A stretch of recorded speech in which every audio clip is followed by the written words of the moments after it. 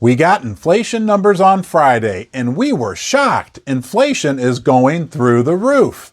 The stock market crashed 5% between Thursday and Friday. The price of gold skyrocketed on Friday, and the precious metal mining stocks. What does all this mean? I'm going to cover it all in this video, plus give you a couple reasons why gold and silver may be setting themselves up for a tremendous rally through the end of the year. We know inflation is good for gold, and we saw that on Friday when the price of gold skyrocketed. Now, here's an important thing to consider. The Fed alone is not going to be able to control inflation. If they try to, they're going to put our economy into a depression. The inflation problem, let me give you an analogy, a little story. The inflation problem is like a building that caught on fire, nobody saw it, and now we've got a massive building completely engulfed in flames.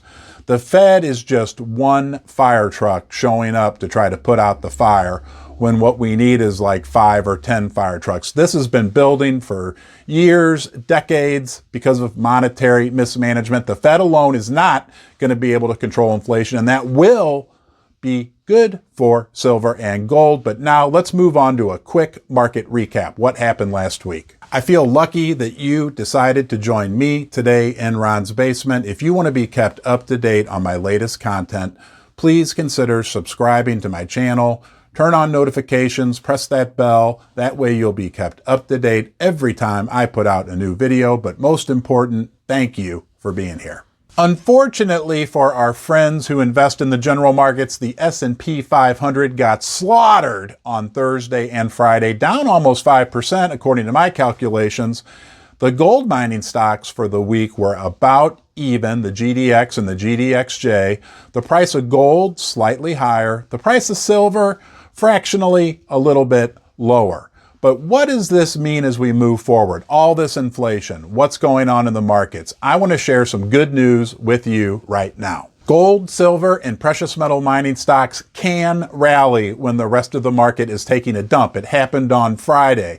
But if we take a look back at history, it also happened during the Great Depression, which most of us weren't around to experience, but it definitely happened during that period.